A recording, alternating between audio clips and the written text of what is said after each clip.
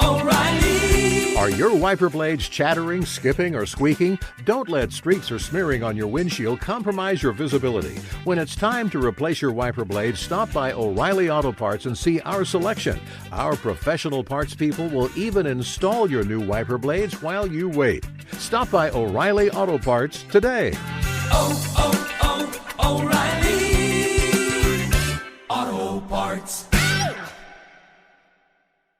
For all you elk hunters out there, chasing turkeys is basically the same thing. I know the reaction you just gave me, but don't knock it till you try it, and don't try it without OnX. The Hunt app will not only help you find new areas on public ground, but I use it to find out landowner info to get permission on private ground that I see birds on as well. OnX Hunt has a special offer for you. Use code CAL to receive 20% off your membership at onxmaps.com/hunt and find more birds this spring. Hey, I just sat down with the owners and operators of Maui Nui Venison. They're on a mission to balance axis deer populations on Maui while giving back to the community and run a totally sustainable operation. For folks like me who want to get your own meat but aren't always successful, you can become a snack subscriber, get some axis deer sticks sent right to your door. Visit MauiNuiVenison.com.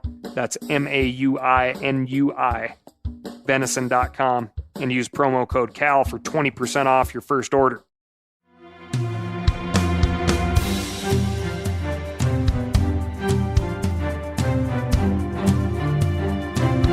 From MeatEater's World News Headquarters in Bozeman, Montana, this is Cal's Week in Review with Ryan Cal Callahan. Now, here's Cal. Drop the moss balls. You'll never take me alive, coppers! No, Johnny, don't do it! And by drop, I mean destroy. Destroy the moss balls. Invasive zebra mussels have been found in 21 states, not in the water wells of boats, but in pet stores. The invasive mussel has, like a truly successful parasite, hidden inside moss balls, which are commonly used in aquariums and distributed throughout pet stores. Hell of a strategy. Zebra mussels, a highly adaptive, invasive mollusk, were first discovered in the Great Lakes in 1988. Since then, state and federal agencies, including the USGS, have spent millions of dollars trying to mitigate their spread. Zebra mussels are fingernail-sized mollusks that are native to Eurasia. They filter out algae that native species need for food, and they attach to and incapacitate native mussels. As a reminder, our native freshwater mussels are, for the most part, threatened or endangered. In addition, these mussels attach to boats, props, power plants, ropes, generally make a mess of things, which all cost a pretty penny to remove. It is interesting to note that the presence of zebra mussels really do clean the water up. But again, what may look good to us isn't necessarily good for fish species. That change in the habitat allows more light to penetrate, it warms the water faster, and that tiny little life, that little zooplankton they filter out, is what all of our fish, including all of our game fish, need to eat when they're at their juvenile stage. So, if you are in possession of these zebra balls, or as the kids are saying, holding... Are you a narc? I'm sorry? Are you a narc? I see. Okay, a narc. Don't just throw them away. Boil them or freeze them solid for 12 hours. Do not flush them down the toilet or throw them outside. Wrap them in plastic and place them in a landfill-bound dumpster. This week, we've got dog poop, ancient bacteria, wildlife crime, access issues, and so much more. But first, I'm going to tell you about my week. And my week, as well as this podcast, is powered by Stihl Power Equipment. Stihl, world's most powerful chainsaws. One question I get a lot of is, how long do the lithium-ion batteries in the electric saws last? Which are very expensive, by the way. Currently, there are a lot of batteries in the field with more than 10 years of use. As long as you are not being a knucklehead and you treat these batteries like they should be treated, which means running them from a full charge to zero before charging and keeping them stored in an area where they cannot freeze, the steel lithium-ion batteries will go 1,000 charging cycles before the capacity drops to about 80%. All right, you can use it 1,000 times if you follow those rules before you get a reduced charge out of your battery. That is a heck of a lot of cutting, which is why this stuff's expensive. All of that copper in those batteries comes out of the ground, and it's a messy business. So we need those batteries to last. Offset the cost of our natural resources. You dig it?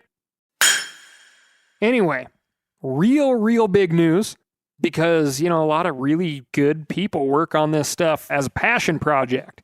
Another season 2 to be specific, of Cal's Week in Review in the Field is coming to you via both the Meat Eater YouTube channel and the Meat Eater website. Very interested to see and hear what everyone thinks. We tackle land access in the state of Maine while hunting some woodcock and grouse. No, Snort will not be with me on this episode. But she's gonna get with me in the future, and maybe we will get back to Maine. We'll bust some brush and stumble through Logging Slash.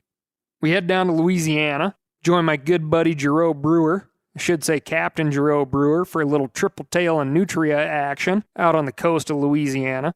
We were supposed to be there a little longer, but the winds blew me all the way to Araby, which is just outside of New Orleans, where I met up with Jared Serenier and got belly deep in the bayou for hogs and gallinule. Got an eye-level perspective on saltwater intrusion and land loss. And the very first episode to air, on Tuesday, the 16th of March, we'll be working with Idaho Fish and Game during their grizzly trapping season as they continue on a capture and collar study that was spearheaded, really, by the Craigheads in 1959. Have you ever hugged a grizzly bear? Well, these folks do every year, and it is amazing to see. You get goosebumps just talking about it, swear to God. Then I went down to the South Fork of the Snake to meet up with an old buddy of mine, George White of WorldCast Outfitters, to catch rainbow trout and talk fisheries with Brett High, the Upper Snake Region fisheries manager, and do some electroshocking and netting. I'll tell you right now, Brett's net skills are slightly better than mine. Lots to learn, lots of cool stuff to see. Please do write in and let me know what you think, and hopefully, if you like it, where we should go next. Check stuff out. I'm always learning. You should be too. Moving on to the mortality desk. In 2010, Japanese scientists sailed to the most remote spot in the ocean, the center of a place called the South Pacific Gyre, and took soil borings from the ocean floor. You may have heard of the South Pacific Gyre as the location of the world's biggest garbage patch. We don't cover this particular place a whole lot here on the Week in Review, because there are plenty of depressing things to talk about that don't involve a giant patch of garbage. Just to clear this up, maybe be a little more specific, if you fancy yourself a scavenger, maybe you've dug through a few garbage piles, I have, well, this spot isn't going to be your spot. You're not going to find something like old Cousin Eddie does and refurbish it. How do you like yours, Clark? Oh, medium rare, a little pink inside. No, you're fine. Light or dark? Oh, either way, it doesn't matter. The South Pacific garbage patch is roughly the size of Texas, but the garbage is for the most part smaller than grains of rice. This is where our plastic and microfibers end up, slowly getting ground into smaller and smaller bits. But that's not what we're talking about. This is a podcast about life, and there ain't no life there. Oh, there ain't no life nowhere. The currents swirling between Australia and South America keep nutrients out of this area. The center of the South Pacific garbage patch is so remote that at certain times the closest human beings are the astronauts passing overhead in the International Space Station. And because this is a spot so far from any shore, there's almost no possibility of any terrestrial plant or animal matter reaching it. So, even though it's the ocean, this is a place just as devoid of life as the center of the Sahara. Or, I should say, almost devoid of life. When the Japanese scientists got back to the lab and analyzed their sample of dirt, which, by the way, I gotta tell you, the technical term for the dirt pulled from the sea floor is, and listen up, this may be the only thing you learn today, nanofossil ooze. Pretty awesome, right? What do you work with, Mom and Dad? If it's not nanofossil ooze, take a back seat. Anyway, in the nanofossil ooze, they discovered signs of ancient bacteria from 100 million years ago. Now, that does sound surprising, but I'm going to tell you right now that it isn't that surprising. Over the eons and eons of the Earth's history, conditions change so much that fossilized bacteria is kind of distributed more or less everywhere. What is quite surprising, though, to me anyway, is the little guys were still alive. That's right. After 100 million years of staying dormant, they woke right up when fed nutrients in a petri dish, and within about 5 days, they had doubled in number. Now, this isn't how aliens started, so calm down. And let's pause here to acknowledge how momentous this is. 100 million years ago, North America was still in such close geographic proximity with Europe that a particularly ambitious paddler could have traveled from Brazil to Western Africa in a canoe. However, as you know, people were not around yet. In fact, roaming around on land were triceratops, and pterosaurs were flying the sky. Our bacterial friends hung out for about 44 million years. They survived the impact of a meteor 15 kilometers wide that wiped out 3/4 of the living things on Earth. Seemingly unfazed, they continued to persist for another 66 million years until they got a chance to snack on some carbon and nitrogen in a lab in Yokohama. Kind of a typical story if you think about it. Boy meets dinosaur, boy meets rock, boy sulks on the bottom of the ocean. Tale as old as time. You might think of these bacteria as microbial cockroaches, surviving on happily as epochs and apocalypses go by. If they were going strong for 100 million years, what's to prevent them from going for 100 million more? And 100 million more after that? If this ain't mortality, I'm not sure what is. If you have ever come back from a long trip and maybe forgot about a bag of laundry for a few days, the smell from that bacteria is something fierce. I mean, just so you know, the bacteria is what makes your clothes smell. It's the bacteria that are, they're reproducing in there. It's a love fest of bacteria, and that's what the smell is. It's the smell of bacterial love, is what I'm saying. I smell sex and can be here. And it's because of this thought that I wonder why the authors of this study neglected to discuss the aroma of 100 million year old bacteria as it grew in the lab. Is it more or less potent than what we cook up today? Yes, you ate dinosaur skin cells and survived a life-ending cosmic event. But people have been doubling and doubling, bacteria-like, in size for a long time, while you were just sitting it out on the sea floor in the middle of nowhere. Think about it. Who's tougher? Moving on to the ever-popular wildlife crime desk. 3 men cited for poaching, a 34-point buck, Alex Laffey, Dion Laffey, and Eugene Heisler. One of these things is not like the other one. All from Eau Claire, Wisconsin, have been charged with multiple wildlife violations. What was unique about this one is the crew posted their poaching success on social media and even thanked the landowner for the access. But they shot the buck before legal shooting light on a property they did not have permission on. Not great, Bob. Sticking with Wisconsin, Lincoln County Sheriff's deputies issued 3 citations after breaking up a fight over ice fishing spots, which is the most ice fishing action you'll ever see. A Royal Oak, Michigan man. Special shout out to my good friend Ryan Thompson, who was quite unfortunately my roommate the last time we worked together in Royal Oak, Michigan. I say unfortunate because let's just say the motto on the way into town should say, "Welcome to Royal Oak, Michigan. Don't eat the chili." Where would a comedy show be without a few fart jokes? Anyway, A Royal Oak, Michigan man has been linked to threats of violence against Metro Park officers in regards to a deer cull in Kensington Metro Park. A cull is a term for an organized killing of animals in such a way that hunt would not be fitting, as in this is not a chance exercise. The deer cull is apparently nothing new, and this year the herd was scheduled to be reduced by 50 animals, until a 71-year-old man called in threatening to shoot Metro Parks officers, because that makes sense somehow. The Detroit Free Press got this quote from Huron-Clinton Metro Parks Police Chief Michael Reese. Quote, "I've been police chief here for 5 years and never experienced direct threats towards officers as a result of the deer management program. We've gotten letters in the mail from individuals not agreeing, and they have never taken it to this extent. Which leads me to believe that they must not have social media in this part of Michigan. Seriously, one phone call and some letters that, quote, disagree? A little thin-skinned in that part of Michigan, I think. Metro Parks uses third-party biologists to manage the deer population. The biologists determined that the herd was stressed due to poor nutrition and recommended that some be shot, which means lots of good food for local shelters."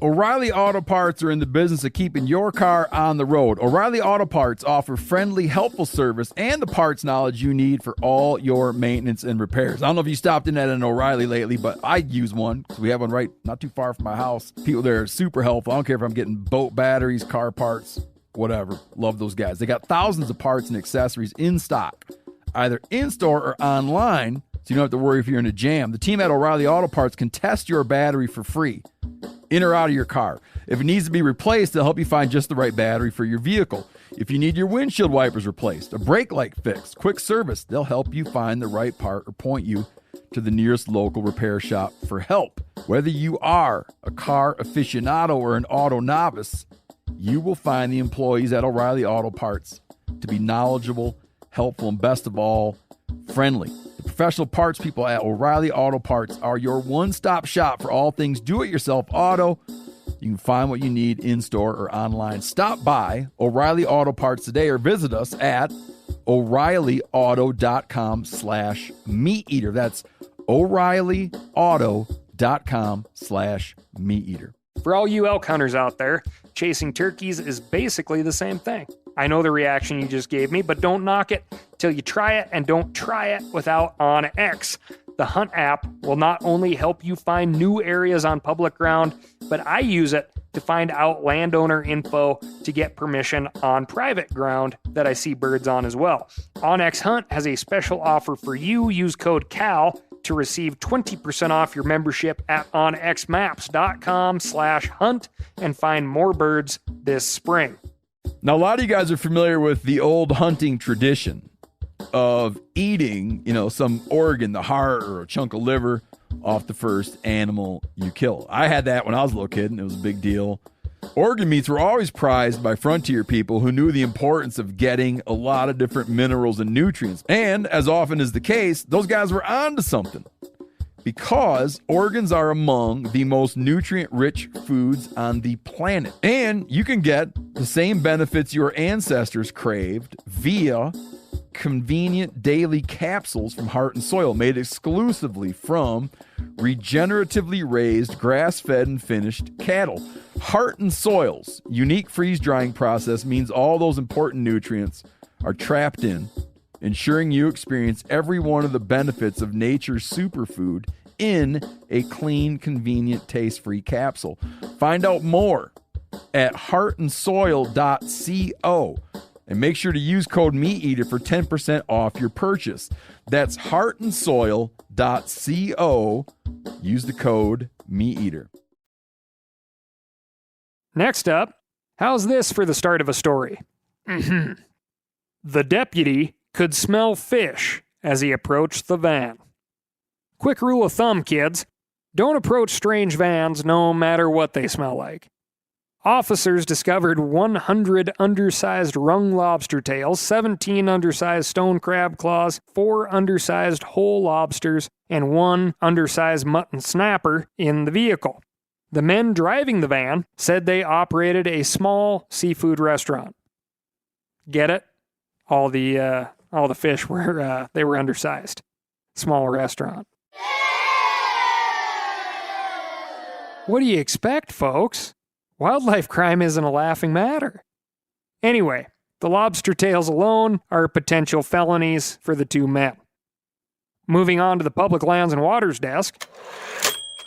You may recall the story of Stony Lake that sits just off Stony Lake Road in beautiful British Columbia. The Nicola Valley Fish and Game Club had testified in Supreme Court as to the fact that the water is accessible by public road, maintained by public funds, so the water is public.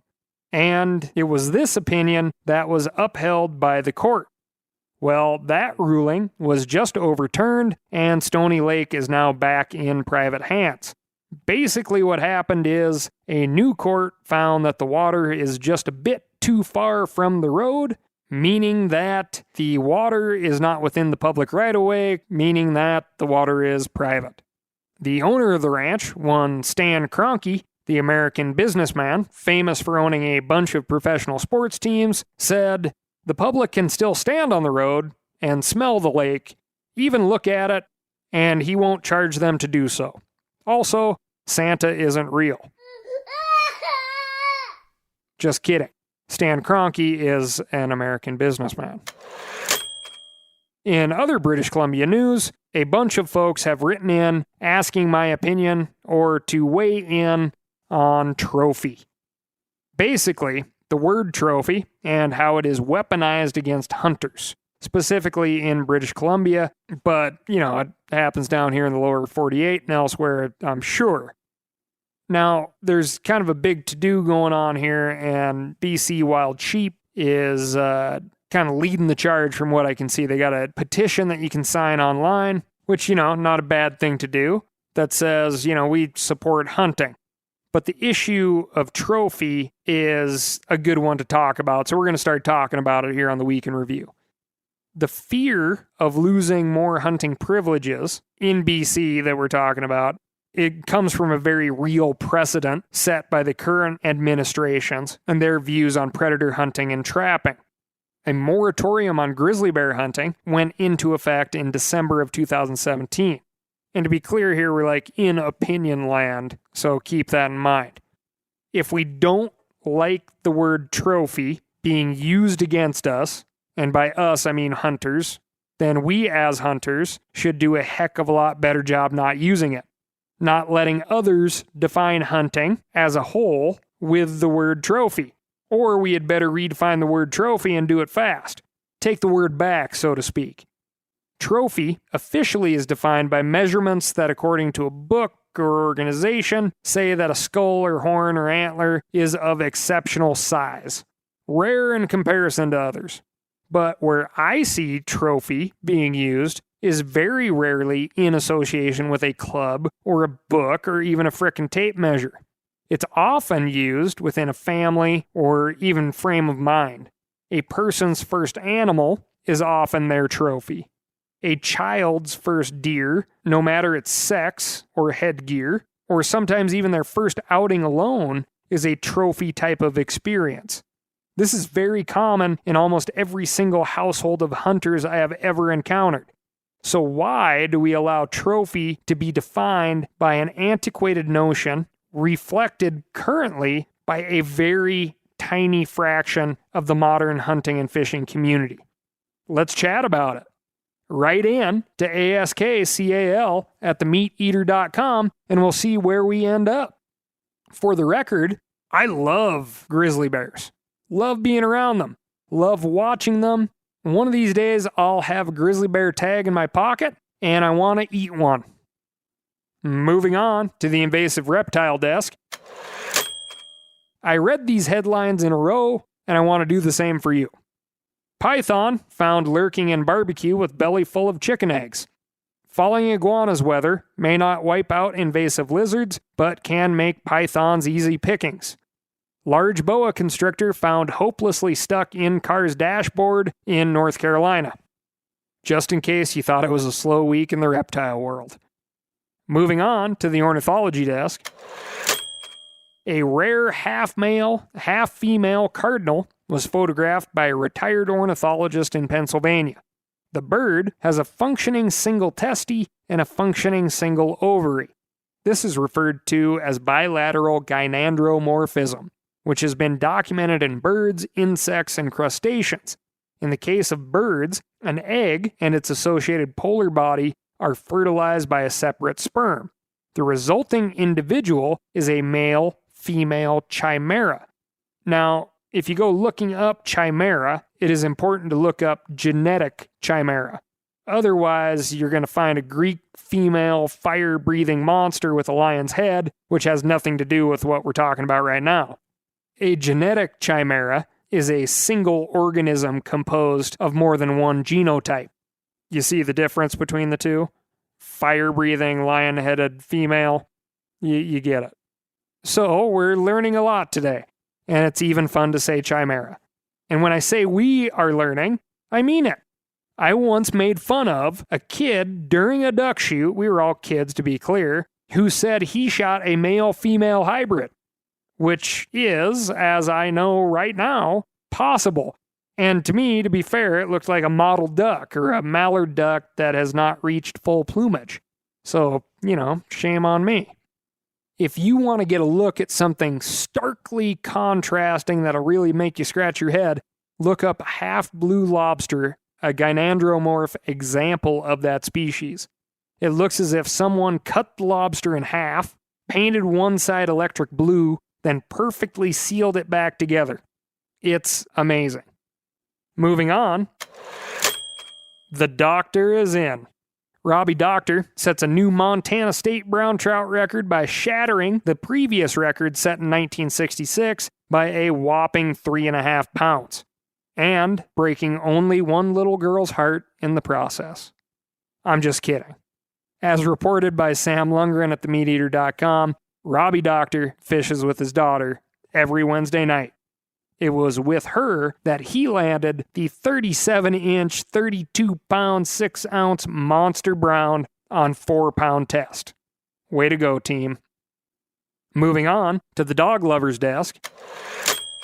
And I am speaking to all of you who write in asking me to put my preference for dogs aside when I constantly relay the facts about outdoor cats and their effects on wildlife.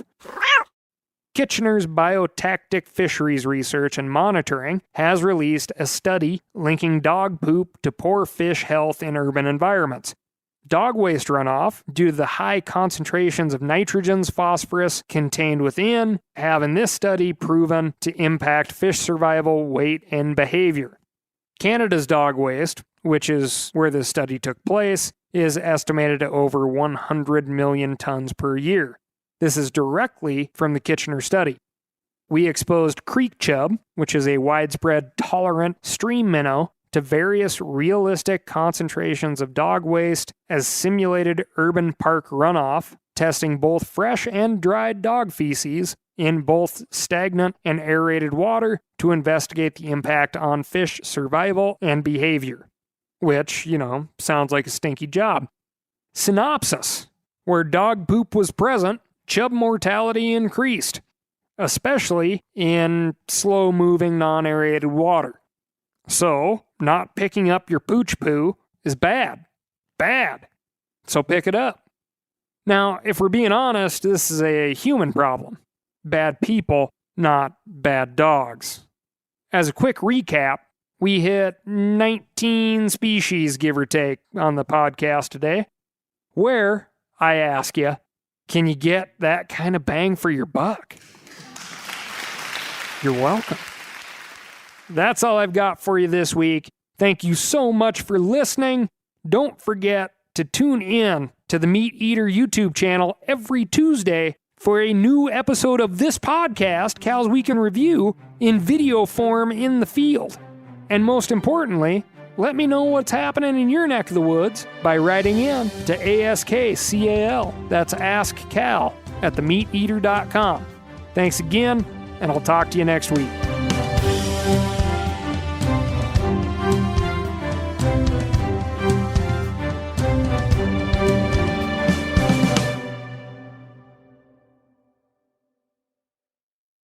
I'm sure a lot of you guys remember the old ceremonial hunting tradition of eating the heart out of the first animal you kill. Meat from those organs are among the most nutrient-rich foods on the planet. You can get those same benefits your ancestors craved via convenient daily capsules from Heart and Soil. Find out more at heartandsoil.co. And remember, use code MeatEater for 10% off your purchase. Outdoor adventure won't wait for engine problems. Things like hard starts, rough performance, and lost fuel economy are often caused by fuel gum and varnish buildup. Seafoam can help your engine run better and last longer. Simply pour a can in your gas tank. Hunters and anglers rely on Seafoam to keep their engines running the way it should the entire season. Pick up a can of Seafoam today at your local auto parts store or visit SeafoamWorks.com to learn more. That's SeafoamWorks.com to learn more.